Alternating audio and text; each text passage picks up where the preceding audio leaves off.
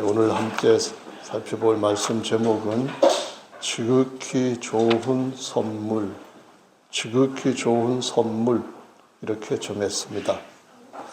오늘 마태복음에 기록된 말씀은 마가복음 10장에도 기록이 되어 있고요.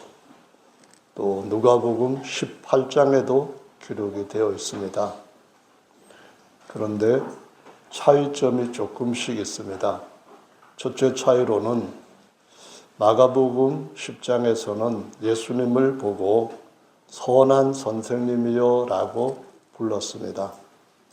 누가복음에서도 선한 선생님이여 라고 부르고 질문을 했죠. 근데 마태복음에서는 그런 선한 선생님이여 라는 말씀은 기록을 하지 않았습니다. 또 마태복음에서는 이 사람이 어떤 사람이냐 하면은 청년이라 했습니다. 마가복음에서는 똑같이 이 사람이 어떤 사람이냐 하면 재물이 많은 사람이라고 했고요. 누가복음에는 이 사람이 어떤 사람이냐 하면 큰 부자라고 했고요. 누가복음 18장 18절에는 관원이라고까지 말하고 있습니다. 각각 다른 것들을 강조를 하는 의미도 있다고 볼 수가 있는데요. 이 사람이 어떤 청년이냐 정리를 해보자면은 청년이고 그리고 유대인들 사회에서 높은 지위에 있는 관원입니다. 어쩌면은 이 사람이 사내들인 공회원일 수도 있을 수 있겠고요. 하여간 높은 관원입니다. 그리고 엄청난 부자이고요. 그리고 율법을 어려서부터 잘 지켰던 사람이라고 말씀을 하고 있습니다. 이제 이 정도면은 내가 무슨 부족한 것이 있겠느냐고 천국 들어가기에 넉넉하지 않느냐 이렇게 예수님한테 와서 답을 받으려고 했습니다. 율법을 다 잘 지켰기 때문에 율법의 선생님으로서 이 예수라고 하는 분한테 너는 영생 들어가기에 부족함이 없다. 이렇게 확신도 받고 자랑도 하려고 이렇게 나왔는데 예수님께서 오히려 그럴지라도 부족한 것이 있으니까 네가 온전해지려면은 날 따라와라. 이 말씀을 하시는 걸 볼 수가 있습니다. 새 성경에서 다 언급한 재물도 같이 얘기를 하면서 이 부자 청년이 정말 당시에 예수님을 따라오려고 한다면은 굉장히 어려운 결단을 해야 되는데 첫째로는 젊은 시절에 예수님을 따른다는 것은 당시에 정말 앞이 캄캄한 시대적 상황을 갖고 있는데 감내해야 되는 겁니다. 두 번째로는 관원이라고 했을 때 예수님을 따르게 되면은 곧바로 거기에서부터 출교를 당합니다. 유대교에서도 출교를 당하고 관원직도 박탈을 당합니다. 그런데 이 젊은이가 그것 때문에 예수님을 떠난 것이 아니고 진짜 떠나갔던 가장 중요한 이유는 뭐가 문제였냐면은 너무나 많은 돈이 있었기 때문에 돈보다도 예수님을 가볍게 여기고 예수님보다도 돈을 가볍게 여기고 금전 빼고 젊음이나 관원이나 또는 율법까지라도 포기하고 따라갈 수도 있지만 그러나 돈만큼은 포기할 수 없다. 이렇게 하고 그만 예수님한테 그것 걱정이 되어서 근심하면서 떠나갔다. 이렇게 말씀하고 있습니다. 예수님한테 선한 선생님이라고 물었을 때 예수님께서 이런 질문하셨습니다. 당신이 어찌하여 나한테 선한 선생님이라고 하시오? 선한 선생님은 오직 한 분밖에 없어. 그 말입니다. 이 말은 당신이 정말 내가 누군지를 알고 나하고 당신이 귀하게 여기는 것하고 제대로 비교하고 나한테 와서 원하고자 하는 답을 얻고자 하는 것이냐? 이 반문을 하시는 것과 같은 것입니다.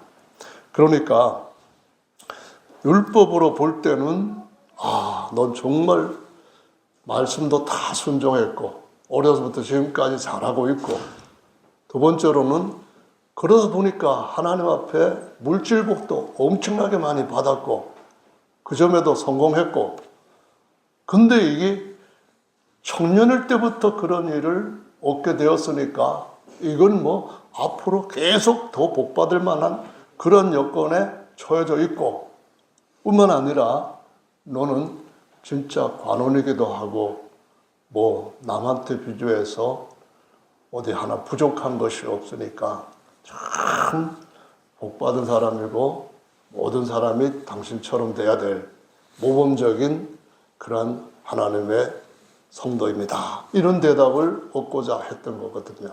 근데 예수님의 기준은 율법의 선생님 기준이 아니라 진짜 어느 것이 선하냐, 다시 말해서 어느 것이 더 좋으냐, 이 평가 기준을 율법의 기준이 아니고, 율법도 선하지만, 율법도 좋지만, 율법도 거룩하지만 그 평가 기준이 아니라 천사들보다 더 뛰어난, 천사들까지도 판단할 수 있는 하나님의 시각, 그 기준을 따라서 진짜 좋은 것이 무엇이냐, 이거를 알고 나한테 따라와서 물어야 되는 것이 정상이다.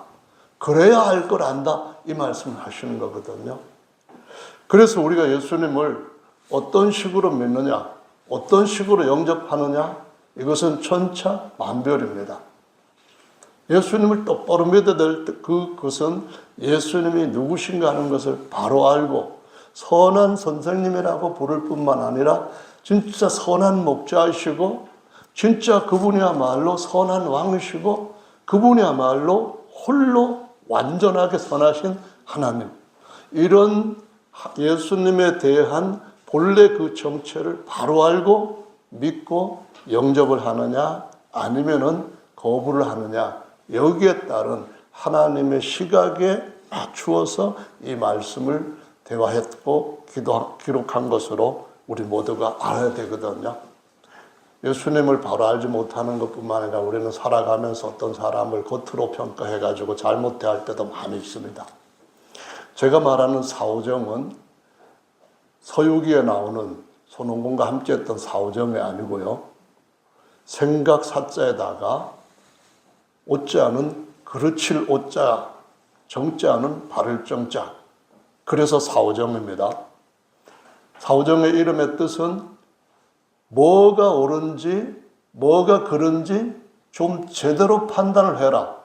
무슨 얘기냐 하면은 하나님의 아들로 후사가 되고 하나님께서 영원히 만유를 다스리는 왕으로 세우시는 그러한 대상으로 우리를 부르셨다고 한다면은 세상 일에 대해서도 뭐가 진짜이고 가짜인지를 바로 알 뿐만 아니라 천사들의 일에 있어서도 뭐가 잘하는 것이고 뭐가 못하는 것이고를 바로 알아라. 그래서 사오정, 옳고 그름을 생각해라, 이 의미로 사오정을 했거든요. 심각하게 생각하지 마시고 다음 얘기를 들어보시기 바랍니다.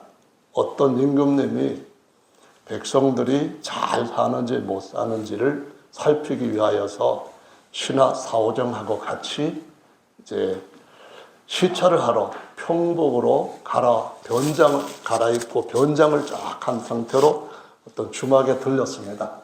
주막에 들러가지고 신하 사오정이 이렇게 부릅니다.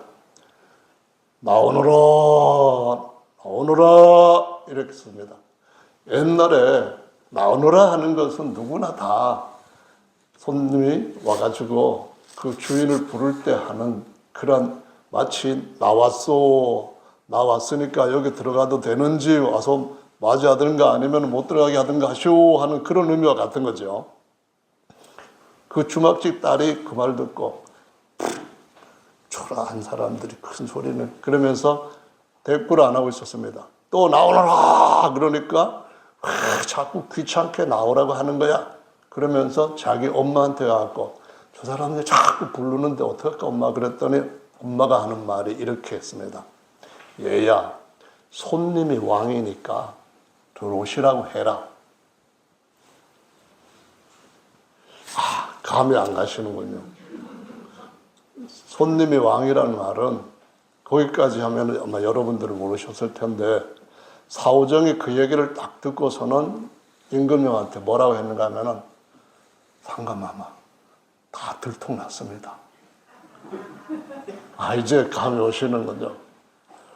그래가지고 처음서부터 사오정이 그냥 사고를 치는 거예요. 왕이 뭘 하려고 하는데 제대로 되지를 않는 거죠. 근데 이거는 지어낸 얘기니까 그냥 가볍게 넘어가시면서 사오정같이 되지 말자 그런 말씀을 드리려고 하는 것이고, 조선의 9대 왕이었던 성종이 있습니다. 아주 좋은 왕이라고 하는데 이분이 백성들이 어떻게 사는가 하기 위해 가지고 민정 시찰을 나가기로 했어요. 그래서 자기를 지키는 그 제일 큰 군인 장교하고 같이 얘기를 하기를, 내가 평범한 옷을 입고 너하고 같이 민간들한테 가서 어떻게 살고 있는지, 정치에 대해서 어떻게 알고 어떻게 생각하고 있는지를 한번 알아보자. 너는 나를 이첨지라고 불러라. 그리고서는 가기로 했습니다. 그래서 어디로 갈까 하는데 이 군검이 뭐라고 했냐면은 청계천에 가면 사람들이 굉장히 많이 모여 있고 다들 뭐 그냥 서로 얘기들도 시끌벅적하게 하니까 거기 가면은 그냥 있는 그대로를 들을 수 있을 것 같습니다 하고, 그래 가자 해가지고 청계천에 갔답니다. 가서 한번 이래 들으면서 돌아다니는데 갑자기 어떤 사람이 툭 튀어나와가지고, 야, 너 임금님 지키지도 아니하고 여기 왜 나왔어? 막 그러는 거야. 그러니까는 이 사람을 아는 사람이 이제 막 뭐라 그런 거예요. 아마 고향 선배인가 그래 해서 했는데, 너 옆에 있는 사람은 누구야? 이 질문까지 하더래요. 그래서 이 천지인데 나랑 오래전부터 같이 지냈던 분이야. 인사해. 그러니까 이 천지입니다. 고향 친구 누굽니다. 그렇게 이렇게 이제 얘기를 인사했다나 봐요.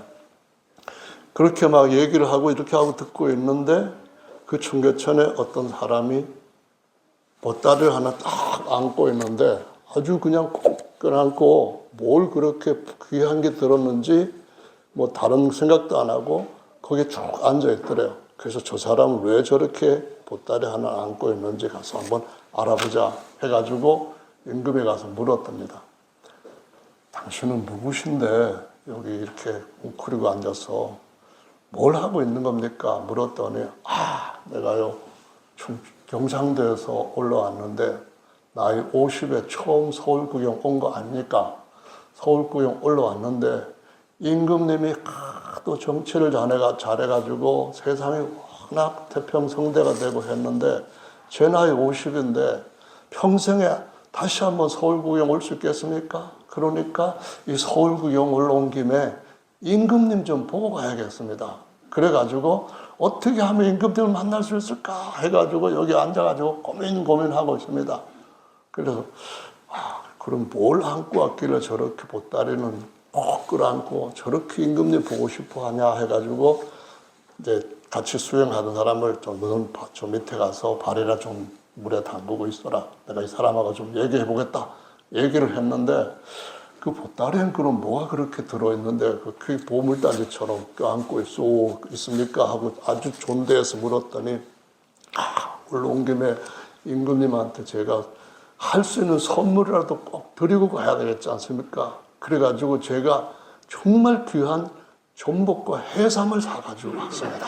그러더니 그래서 성종이 그러면은 올라온 김에 꼭 보고 가야 될 텐데 어떻게 보고 가죠? 그랬더니 글쎄 그게 내가 고민을 해서 나 같은 사람 만나줄지 몰라서 고민하고 있는 거 아닙니까? 그러는데 내가 임금님하고 잘 아는 그런 사이가 있으니까 어떻게 좀 해볼게요 하고서는 자기와 같이 따라왔던 신하는 다 청계천에서 그냥 자게 하고 그 다음날 일찍 궁궐로 데려오라 해가지고 얼굴 한번 보게 내가 임금이네 해서 보냈다고 하는 실록의 기록이 있다고 합니다. 제가 왜 이 말 이걸 하는가 하면은 누구를 그분답게 영접하는 것이 굉장히 중요하게 우리 생애를 바꿀 수가 있다는 거거든요. 예수님을 어떤 식으로 여러분이 생각하느냐에 따라서 엄청나게 우리 인생이 달라질 수 있다는 거거든요.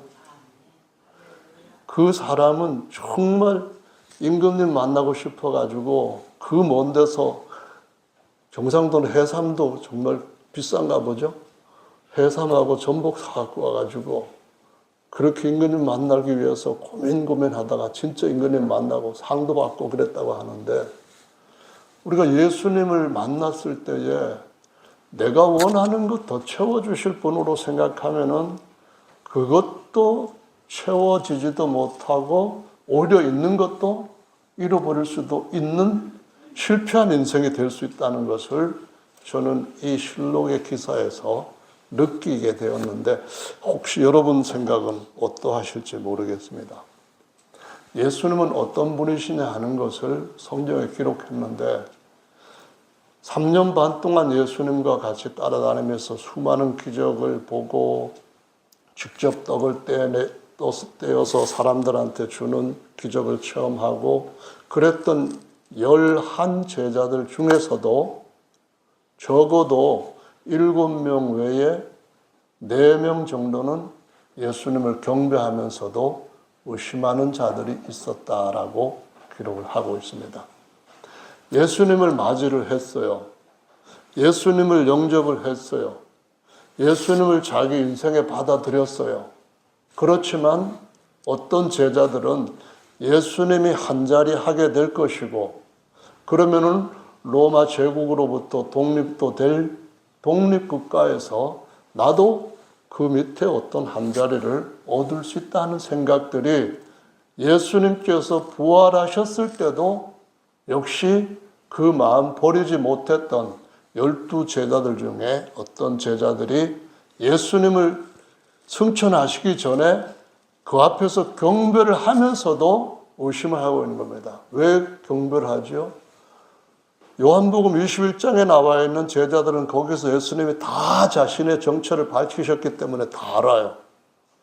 그런데 거기에 있지 않았던 제자들은 7명이나 다 예수님을 이런 분으로 인정을 하는데, 예를 들어서 도마 같은 사람도 마지막 때에서야 비로소 요한복음 20장 28절에 기록된 말씀에 보면은 나의 주시면서 나의 하나님이십니다 라고 고백하는 걸 볼 수가 있어요.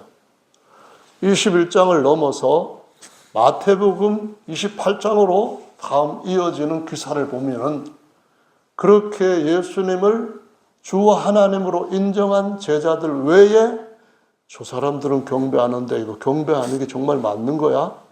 그러면서 의심하는 제자들도 있었더라라고 기록을 하고 있고요. 승천하시기 바로 직전에 이스라엘 나라를 회복하시면 이때입니까? 라고 질문하는 제자들도 또 있었다라고 기록을 하고 있습니다. 예수님을 어떤 분으로 실제 우리의 삶 가운데서 현실적으로 인정하고 따라가는 섬기는 삶은 얼마든지 다를 수가 있다고 하는 사실을 사도들의 사례들을 통하여서 보여주시고 있습니다. 특히 요한복음 20장의 말씀에서는 27절에 예수님께서 누구신가 한 것을 요한이 기록을 했는데 다른 제자들한테 미리 내 옆구리를 보고 내 손목을 봐라. 여기에 못자국도 있고 창자국도 있다 해서 보여주셨을 때 도마가 없는 자리에서 10명의 제자들이 다 예수님 부활하셨다 하는 걸 믿게 되었습니다. 근데 도마가 없다가 다시 8일 후에 예수님께서 도마 있던 자리에 나타나셨을 때 그때 예수님이 먼저 말씀을 하시기를 도마야 네가 다시 한번 아니라 너도 한번 만져보고 확인을 해보고 의심하는 자가 되지 말고 믿는 자가 되라 라고 말씀하셨을 때 도마가 곧바로 나의 주님이시며 나의 하나님이십니다 라고 고백하는 걸 볼 수가 있습니다. 이거는 기독교계 안에서 굉장히 그릇된 해석들을 쭉 해왔던 가장 중요한 문제인데요. 무슨 그릇된 문제냐 하면은 도마가 예수님을 부활을 믿지 않았다가 부활을 믿게 되었다. 거기에다가 일부 맞는 초점을 갖추고 있긴 하지만은 더 중요한 것은 예수님께서 사람으로서는 우리 모든 죄를 대신 값을 내기 위해서 죽으신 어린 양이시고 구약에서 구속주가 되겠다고 하셨던 야훼께서 그분 외에는 다른 구속자가 없다고 하셨던 야훼께서 핏값을 내시고 부활하심을 통해서 어린 양과 하나님이 되신 예수님이시구나 하는 이 가장 놀라운 하나님의 사랑의 그 증표를 많은 사람들이 이해하지 못하고 있다는 사실입니다. 성경의 말씀 보면은 호세아서의 2장에 야훼께서 다시 한번 다른 남자와 관계를 맺어서 애를 셋이나 낳았던 이 여자가 도망쳐버려갖고 그 고멜이라고 하는 여자가 도망쳐버려갖고 창녀짓을 하고 있을 때 호세아서 3장의 말씀에 보면은 하나님께서 다시 호세한테 너 그 여자를 값을 내고 다시 사와서 한참 동안 너희 집에서 정결케 하고 다시 살라 이 말씀을 하시면서 내가 이 백성이 다시 간음하고 창녀같이 됐다 할지라도 내가 선택한 이 백성에 대한 사랑은 나는 그칠 수가 없어서 그 어떤 것으로도 그들만을 향한 내 사랑을 막을 것이 없기 때문에 나는 네가 고멜을 다시 데려와서 부부로서 하나가 되어 알콩달콩 살게 하기 위해서 너를 이렇게 괴로운 환경에 집어넣는 것처럼 내가 장차 그럴 것이다. 이 말씀을 하시는 걸 볼 수 있고 4장에 가서는 그 일을 하시고 이 13장까지 갈 때는 그 계획들을 이루실 것임을 쫙 말씀하시면서 특히 13장 말씀에서는 너는 야훼 외에 다른 남편을 알지 말아라. 이 말씀을 하시는 것을 볼 수가 있습니다. 하나님의 말씀에 대해서 특히 가장 중요한 예수님이 누구신가 하는 것에 대해서 사오정하는 일이 우스갯소리에서 나오는 사오정 같은 일이 일어나고 우리가 다시 한번 하나님의 말씀을 중시하는 말씀을 믿는 사람으로서 가져야 될 태도는 어느 것이 참된 하나님의 말씀이고 그 말씀 안에 있는 예수님은 과연 어떤 분이신가 하는 것을 바로 알고 그 하나님이 우리를 어떻게 귀하게 여기시고 그 하나님이 어떻게 우리에게 최고의 선물이 되시고자 하는 이 일에 대해서 바로 깨닫는 신앙이 아니라고 한다면은 다른 것들이 우리한테 더 귀한 원하는 선물이 되어서 예수님을 멀리 떠나는 또 한 번 더 만나면은 또 한 번 내 마음을 감동시키면은 또 한 번 말씀으로 나를 흔들어 놓으면은 나는 더 이상 견딜 수가 없을 것 같다는 그러한 잘못된 그릇된 우리의 인생의 오답 때문에 우리 자신을 망치는 일이 있을 수도 있다고 하는 사실을 이 성경 여러 군데에서 가르쳐주고 있다는 요 주님의 의도와 주님의 계획, 이것을 바로 살펴볼 수 있는 저와 여러분들 되시기를 예수님의 이름으로 축원합니다. 마지막 예수님께서 부활하시고 두 번째, 세 번째 사도들 가운데 나타나셨을 때 자신을 나타내신 것은 너희를 위하여서 호세아에게 예언했던 것 같은 값을 낸 나야. 그 조상 아브라함한테 말씀하셨던 것처럼 너의 독생자를 나한테 바치면 나는 내 독생자를 다시 돌려줄 뿐만 아니라 내 아들, 내 독생자를 너와 내 아들한테 줄 거야.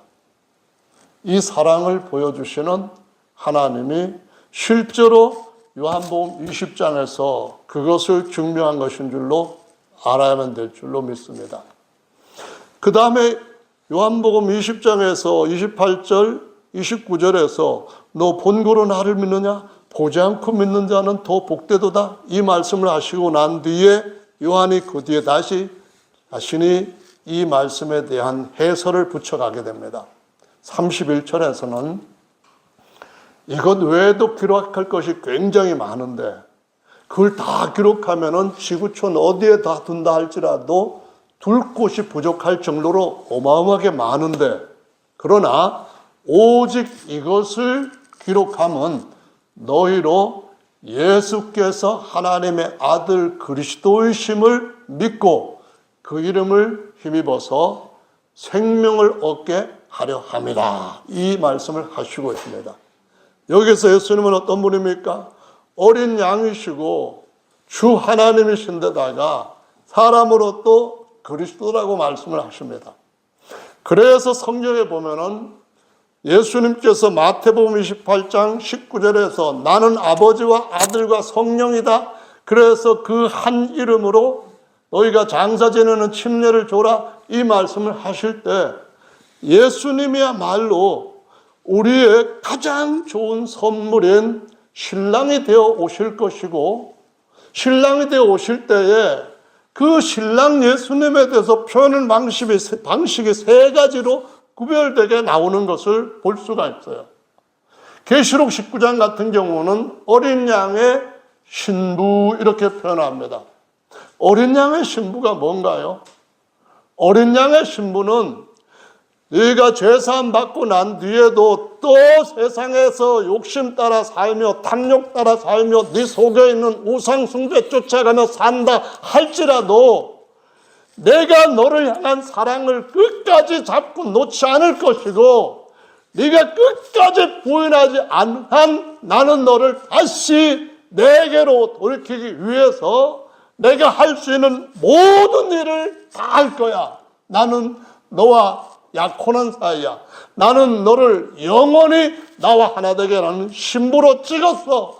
너 외에는 내가 지은 어떤 것들도 내 마음을 채울 수 있는 사랑의 대상은 없어. 이 말씀이 바로 하나님의 어린 양의 신부라는 표현이고 이 사실을 깨달았던 바울은 그가 그렇게 교회를 핍박하다가 깨닫고 난 데는 확실히 달라지면서 빌립보서 3장 말씀 보면은 내가 율법으로는 아무 흠이 없고 내가 세상 사람들이 볼 때도 모든 자랑거리를 다 갖고 있었고 하지만은 이 모든 것들을 오히려 배설물로 여기는 것은 내 주 그리스도를 아는 지식이 가장 고상하기 때문이다. 이 표현을 쓰는 것을 볼 수 있습니다. 바울한테 너 날 따라와라 그런 적도 없잖아요. 너 날 왜 핍박하니? 이 말씀하시자 주여 누시옵니까? 놀란 거예요. 나는 네가 핍박하는 예수다. 그랬더니 곧바로 꺾어져 가지고 주여 제가 무엇을 할까요? 너의 행할 것을 이룰 자가 내가 보냄으로 너한테 올 거다. 그때부터 하면은 그 다음부터는 차근차근 네가 어떻게 살 것인가 하는 것을 내 영으로 알려주겠다. 그래서 사울의 생애는 완전히 바뀌어진 것을 볼 수가 있습니다. 저와 여러분들이 예수님을 어떤 예수님으로 영접하느냐에 따라 가지고 굉장히 우리의 인생은 다르도록 주님께서 핸들링해 가시는 줄로 믿습니다. 우리 인생에 만약 차에 탔다고 한다면은 이 차에 예수님이 원하시는 쪽으로 가려고 한다면은 우회전을 해야 되는데 우리는 직진. 예수님께서 직진해야 되는데 하고 뒤에서 앞으로 계속 가야 돼. 앞으로 계속 가야 돼. 그럴 때에 안 돼요. 왼쪽 이렇게 할 때에 뒤에 타신 분이 어느 날에는 그럴까요? 진짜 네 마음대로 운전하는데 내가 가려고 하는 목적지가 최상의 목적지이고 진짜 모든 인생에 가야 될 목적지고, 그렇지 않으면 낭떠러지인데 너 왜 자꾸 그렇게 가고 있니? 이 말씀을 계속 우리 가운데 하시기 때문에, 그래서 저와 여러분들의 우리 인생에서 예수님을 어떤 분으로 알고 같이 가야 되느냐 하는 것은 처음서부터 끝까지 너무나도 중요한 일이라고 하는 사실을 보여주시고 있다라는 말씀입니다. 특히 주님이 이 영접한다 그러면은 하나님의 아들이 되는 권세를 주신다 할 때, 요한복음 1장 12절에서 영접하는 자, 그 이름의 뜻, 그 이름을 믿는 자들은 하나님의 아들이 되는 권세를 준다 할 때, 그 영접이라는 단어가 원래 원어에서는 람바누라고 하는 단어를 써서 취한다 그런 뜻이에요. 받는다라는 뜻도 있어요. 영생을 람바노, 영생을 받는다. 성령을 취한다, 받는다. 그런데 그 중에서 취한다고 하는 단어 중에 가장 특이하게 우리한테 어떤 영감을 주면서 눈길을 끄는 것은 뭐냐면은 신부를 취한다라고 하는 겁니다. 신부를 맞이한다 그 말이에요. 신부를 영접한다 그 말이에요. 아브라함이 자기 장막에 찾아왔던 자들을 영접을 했습니다. 그때 영접할 때 처음에는 하나님으로 알지 못하고 그냥 사람으로 고귀한 자들이 찾아왔으니까 대접을 해야지, 그렇게 했었습니다. 그런데 알고 보니까 둘은 천사였고 소돔과 고모라로 갔고, 한 분은 사람의 모습으로 일시적으로 나타나셨던 하나님이십니다. 그 하나님께서 다시 돌아올 때에 내가 내 아내에게 아들을 낳겠다 하는 말씀을 하셨을 때 정말 그러할까 해가지고 사라는 속으로 그냥 피식피식 웃으면서 별 이상한 소리를 다 하시네, 이렇게 나왔던 겁니다. 하나님께서 어떤 분이냐 하는 것을 아는 것도 중요하지만은 그분의 계획이 무엇이고 그 계획을 능히 이루실 분이라고 알고 영접해서 살아가는 우리의 장막이 갈 수 있는 것은 그 장막집 육체를 또 옮기고, 육체 장막을 또 다른 곳으로 옮기고, 육체 장막을 계속해서 옮겨갈 수 있는 가장 중요한 동력은 그분이 누군가 하는 것을 바로 아는 것과, 더 나아가서 신약에서는 그분이 우리 안에 영접받으셨을 때에 영접받으신 그분이 어떤 분으로 영접을 받았는지에 따라서 우리 인생에 가는 발자국이 달라진다는 사실을 보여주고 있는 것이죠. 여러분, 예수님이 여러분 생에 어느 정도 귀중한 분입니까? 저와 여러분의 생애 가운데서 예수님 앞에 잘하지 못하는 것들 많이 있지만, 그럼에도 불구하고 그분이 어떤 분인가 아는 것에 대해서 계속해서 알아가고, 계속해서 그분의 손길을 느껴가고, 계속해서 그분이 더 온전한 길로 인도해 가실 수 있도록 우리의 장막을 그분께서 옮겨가실 수 있게 그분 앞에 우리의 삶을 맡기는 삶은 우리가 계획한 것과 전혀 다른 하나님만이 계획하실 수 있고 이룰 수 있는 놀라운 인생으로 바꾸어 주시는 줄로 믿습니다. 저는 이 일에 대해서 여러분이 한번 주님 앞에 하나님을 만나서 위대한 삶으로 그들의 생애가 완전 180도 달라졌던 사람들처럼 본으로 생각하고 도전해 보자는 것입니다. 지금까지 얼마만큼 못했다 할지라도 나는 이 정도밖에 되는 사람이 아니야, 그 판단은 맞을 수 있습니다. 하지만 하나님에 대한 판단은 우리가 도저히 할 수 없을 정도로 그분은 위대하신 분이십니다. 웃지 말고 하나님 앞에 설마 그런 생각하지 말고, 내가 명년에 다시 돌아올 때에 내 아내에게서부터 아들이 날 거다, 너는 웃을 것이다, 진짜 웃을 것이다는 그 말씀을 붙들고 아브라함과 이삭과 야곱이 장막을 옮겨갔던 것처럼 우리의 삶을 주님으로부터 근심하며 멀어지는 삶이 아니라 주님을 기대하고 주님을 더 알아가고, 그때까지는 참 좋은 괜찮은 사람으로 알았더니만 지금 생각해 보니까 완전 이거는 찐이네, 이런 식으로 사람에 대해서 알아가는, 좋은 사람에 대해서 알아가는 그런 주님을 영접하는 그 일이 우리의 삶 가운데 더욱 더해지기를 예수님의 이름으로 축원합니다. 영접, 이 람바노라고 하는 단어는 성령을 받다라는 단어에 다 붙일 수 있는 같은 단어이고 의미도 같은 겁니다. 우리가 하나님께로부터 온 영을 받았으니, 우리가 아들의 영을 받았으니, 람바노 할 때 다 그 영을 우리 안에 영접했으니 그 뜻입니다. 영접했다 하는 그 말은 그냥 사람이신 우리 위에서 사람으로 곁에 있는 돕는 자로 영접을 했느냐의 차이와, 실제로 우리의 삶 안에, 우리 속 안에 깊숙이 들어와서 내 삶을 내 안에서 주관하시고 내 삶을 교정해 주시고 내 삶을 치료해 주시고 내 삶을 설계해 주시고 내 삶에 새로운 비전을 주시고 내 삶을 그분께서 친히 자기의 손길로 이루어 가시는 그분이라고 하는 것을 경험할 수 있는 은혜가 어린 양이라고 하는 이 증표 안에 다 들어있는 줄로 믿으시기를 바랍니다. 호세아가 똑같은 우리와 성정을 가진 사람인데, 아니 아무 남자한테나 몸을 맡기는 그런 고매를 불러다가 아내로 첫 번째 장가를 가라고 했을 때 기분이 좋았겠습니까? 과연 이것이 하나님께 주시는 명령일까? 확신이 갖겠습니까?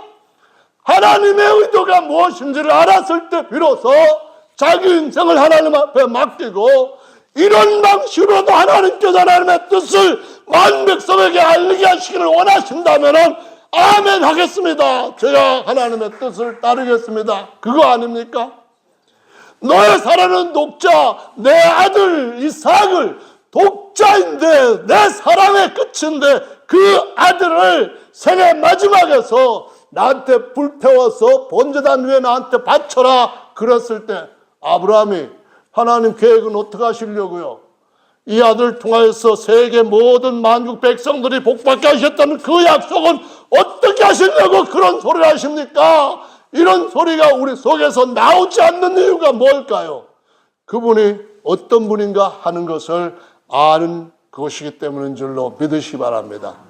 우리가 할 수 있는 어떤 것에 대해서 인정을 받기 위해서 주님을 믿는 것이 아닙니다.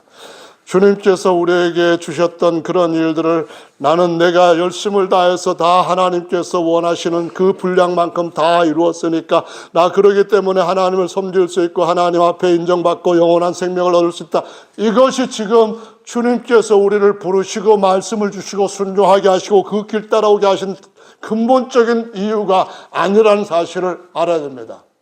우리가 주님 앞에 하늘의 부르심을 받은 것은 그분의 무한한 사랑이 어떠한가 하는 것을 우리의 삶에 최선을 다해서 잘할 때도 그분의 위대하심을, 못할 때도 그분의 긍휼하심과 그분께서 내게 다시 일으켜주시는 인자심을, 그 은혜를 더 많은 사람들이 알게 하기 위하여서 주님이 우리를 부르셨고 주가 부르신 그 길을 따라 저와 여러분이 가는 줄로 믿습니다. 정말 주님은 미쁘신 주님이십니다. 할렐루야. 사도행전 8장에서 그들이 내려가서 저희를 위하여 성령 받기를, 람바노 하기를, 다시 말하면은 영접하기를 이 말을 합니다. 그 다음에 다시 또 보면은 성령을 람바노 하는지라 이렇게 말합니다. 그러게 또 나 보면은 성령을 받게 영접하게 해주십시오 이런 말을 합니다. 이 말은 똑같이 예수께서 그분의 영으로, 아버지 아들의 영으로 우리 안에 들어오게 하실 때에 요한복음 14장에서 그분을 성령을 영접한다 할 때에 받게 하고 모셔드리고 내 장막 안에서 이제는 그분의 계획, 그분의 영원한 목적, 그분이 우리에게 채워주시는 그 모든 것들을 내 속에 들어왔다고, 아브라함의 장막에 영접했던 것보다도 더 이제는 내 속 안에 깊숙한 곳까지 영접했고, 그러므로 내 속에서부터 나오는 모든 나의 펼쳐지는 삶은 이제는 그분이 내 안에 사시고 그분이 내 안에 그분을 나타내시고 그분이 내 삶의 모든 것들을 가장 충만하고 확장하시는 삶을 살 것이라고 하는 것을 깨닫게 하시고 누르게 하시는 영접인 줄로 믿으시기를 바랍니다. 주님은 없는 것을 있게 하신 대단한 분입니다. 능력만 크신 것이 아니라 찌그러지고 부서지고 버려야 될 인생들을 주님께서 친히 자신의 형상을 낮고 찬한 지극히 보잘것없는 형상으로 갈아입으시고 오셔서 우리를 일으켜 세우시는 일에 모든 땀과 모든 피와 모든 눈물과 모든 그분 안에 있는 에너지를 다 쏟아 부으시기까지 사랑하셨다고 하는 것이 바로 어린 양의 신부라고 표현하면서 바울이 이렇게 말했던 겁니다. 그 하나님이 자기 피로 사신 교회, 그 하나님이 자기 피로 사신 신부, 그 하나님이 자기 피로 사신 그 모든 부활의 아름다운 그 아내를 이렇게까지 사랑하시고 있으니까 너희는 그 사랑 안에 거하라고 알려주는 이것이 바로 예수님께서 우리를 어린 양의 신부라고 불러주시는 중요한 이유고, 계시록 21장 22장에서도 하나님과 어린 양의 보좌가 탁 하나 있고 그분과 하나 된 우리가 그 보좌에서 함께 영원토록 만유를 충만케 하시는 일을 할 자들이라고 하는 높임을 받고 있는 줄로 믿으시기 바랍니다. 어린 양의 신부란 말 외에도 보면은 고린도 후서 11장에 그리스도에게 중매하려고 한다는 바울의 말이 있습니다. 뿐만 아니라 이것은 침례 요한도 그리스도에게 중매하려고 하는 나는 그의 친구다 그런 말을 한 것도 있고요. 에베소 말씀에 보면은 예수님께서 우리의 머리인 것이 마치 하와의 머리가 아담인 것처럼 아담의 갈비뼈에서 하와가 나와가지고 둘이 따로따로 영원히 살게 한 것이 아니라 나와서 같이 합쳐서 한 몸이 되라고 하셨던 것처럼 이러한 의미에서 그리스도는 우리의 남편이다라고 표현을 하는데, 이 표현은 다시 말하면은 우리는 하나님께로부터 나와서 하나님과 한 몸이 된 자들로서 하나님의 갈비뼈에서 그와 영원히 모든 것들을 하나로 누리게 될 자라고 하는 것을, 사람의 결혼을 가지고 하나님의 결혼을 이야기했던 것처럼 그리스도가 하는 가장 존귀한 자 안에서부터 나온 존귀한 자들로 하나님의 헵시바와 뷸라로 세우시고자 하시는 그러한 너무나도 영광스러운 존재로 세우시고자 하시는 의도가 그리스도의 신부라는 표현을 쓰고 있다는 것입니다. 할렐루야. 그 사랑 보통이 아니고요, 내 신랑 보통 존재가 아니라 세상에서 가장 뛰어난 기름 부음 받은 자의 난 그분의 아내야, 이렇게 할 수 있게 하시되, 그 신랑이 단지 세상 사람들의 눈에 보이는 존귀한 제사장, 존귀한 왕, 왕의 부인, 왕후, 그런 것보다 더 뛰어난 하늘의 하나님이 영원토록 진짜 왕이시고, 하늘의 하나님이 모든 것이고, 하늘의 하나님이 모든 것의 주이신데, 그 만주의 주님 하나님의 신부로서 살게 되는 삶이 얼마나 대단한 삶인가, 이것을 보여주실 때 우리는 하나님의 신부된 교회라는 말씀을 갈라디아서 4장 22절부터 쫙 기록된 바울이 아브라함의 아내 둘을 비교할 때, 그 자식들을 비교할 때 그 비교를 통하여서 확실하게 보여주고 있는 것을 기억하시기 바랍니다. 저 여러분들이 보통 사람들이 아니고 정말 대단한, 너무나도 놀라운 하늘의 부르심을 입은 자들이라고 하는 생각을 가지시면서 자꾸 그분한테 메시지 좀 보내시기를 바랍니다. 밤에도 문자 보내는 거, 주님은 주무시지 않기 때문에 참 짜증난다. 얘는 왜 밤 2시, 3시 돼도 문자를 보내냐? 그런 분 아니시라는 것을 성경이 걱정 말라고 주님은 주무시지도 않고 졸지도 아니하시는 분이다라고 말씀합니다. 문자뿐만 아니고 전화도 하셔도 됩니다. 실제로 제 같은 경우도 제 아내가 밤 2시쯤 잠을 팍팍 잤는데 그때 문자를 보내가지고 카톡에 띠릉띠릉 카톡 이렇게 하게 하면은 꺼버리겠죠. 맨날 보는데 뭘 자꾸 또 카톡 무슨 급한 게 있다고 이렇게 밤에 보내냐 그러겠죠. 근데 주님께서 우리에게 얼마나 더 깊이 우리를 사랑하고 있는지를 시도 때도 가리지 않고 난 너의 좋은 남편이야. 고멜 얘기 알지?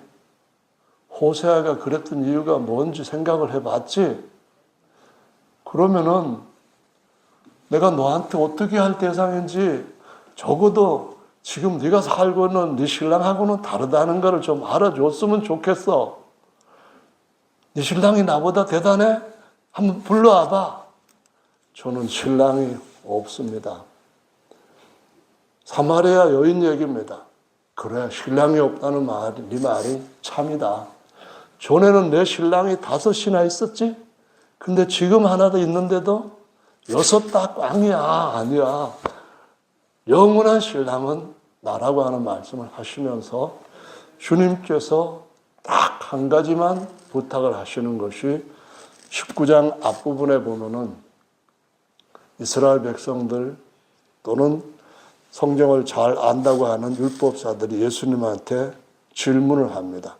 선생님, 아니 왜 하나님께서 모세에게 아내가 마음에 안 들면 이혼 증서를 써서 버리라고 했습니까? 그러면은 하나님께서 그렇게 하는 거를 여자가 잘못됐다는 것도 인정하는 것이고 남자 그렇게 마음대로 하는 것도 허락하신 것 아닙니까? 그랬을 때 주님이 하시는 말씀이 이 말씀입니다. 너희 마음이 완악함을 인하여서 그렇게 하도록 내가 어쩔 수 없이 차선으로 허락을 했지만 그것까지 안 하면은 나를 더 멀리 떠나가서 니들 좋은 대로 니들이 더 값지다고 하는 인생으로 빠져버리고 영원히 내가 쫓아갈 수도 없이 멀어질 거니까. 그래서 했지만은 그러나 다른 음행한 외에 아내를 버리고 다른 데 장가드는 자는 간음함이니라 이 말씀합니다. 널 왜 나 선한 선생이라 하느냐? 이 말씀을 기준을 가지고 이 말씀을 이해를 하셔야 됩니다. 하나님은 그분 외에 다른 신을 더 귀히 여기면은 정말 그것만큼은 못 참으시는 분입니다.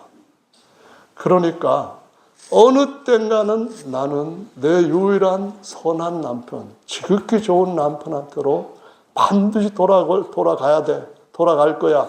이 마음만큼은 우리의 마음속에 어떤 원함이 작동해서 어떤 잘못된 일을 오답 찾아서 따라가는 일을 한다 할지라도 주님 앞에 진심으로 다시 주님을 이전보다 더 가까이 찾아오는 은혜를 놓치지 말게 되시기를 예수님의 이름으로 축원합니다. 정말로 세상에서 가장 나쁜 죄가 뭔지 아십니까? 하나님, 유일한 신랑이신 그분을 바꾸는 겁니다. 다시 말하면은 한 예수님밖에 신랑이 없는데 옆에 또 다른 신랑이 있다고 신랑 바꿔치기 하는 죄를 하나님은 제일 무서운 죄로 생각하시는 줄로 믿으시기 바랍니다. 믿습니까? 한 분 하나님 외에 다른 신은 없습니다. 갈라디아에서 나온 것처럼 아브라함이 신약과 구약의 하갈과 사라의 유일한 남편인 것처럼 신구약의 유일한 남편은 예수님밖에 없는 줄로 믿어야 됩니다. 신랑 바꾸면은 이거는 흉악한 첫 번째 죄이고요. 두 번째로 저와 여러분과 저와 여러분이 하나님과 맺은 언약은 언약들 중에서 최고의 큰 귀중한 언약인 결혼 언약입니다. 언약서를 바꾸는 것은 정말 무서운 죄인 줄로 믿으시 바랍니다. 하나님의 복음이 저와 여러분들의 하나님과의 맺어진 언약의 내용을 가장 확실하고 가장 복되게 기록해 주신 굿 뉴스이며 언약인 줄로 믿으시기 바랍니다. 복음 바꾸는 일이야말로 세상에서 어떤 보험약관이라든가 아니면 입사했을 때 맺었던 어떤 관계 아니면 거래하는 어떤 회사와에서 맺었던 계약 이것을 가만히 바꾸는 것과는 비교할 수 없을 정도로 끔찍한 언약이 범죄인 줄을 알아야 됩니다. 믿습니까? 신부를 마지막 취할 때 하나님은 아무나 취하시는 그런 분은 아닙니다. 끝까지 참고 기다리시지만 죄사함도 받지도 않았고 거듭나지도 않았고 하나님 말씀을 따라 끝까지 그분을 사랑하지 않고 멀리까지 나가서 돌아오지도 않는 그런 사람을 신부로 취하시지 않는 분인 줄을 알아야만 됩니다. 그래서 어떻게 하라고요? 하나님 말씀대로 끝까지 나는 끝까지 내 마지막 세상을 떠나는 순간에라도 주님 앞에 돌아올 수 있는 은혜 가운데서 절대로 벗어날 수는 없다고 하는 이 싸움에서 은혜 받게 되시기를 예수님의 이름으로 축원합니다.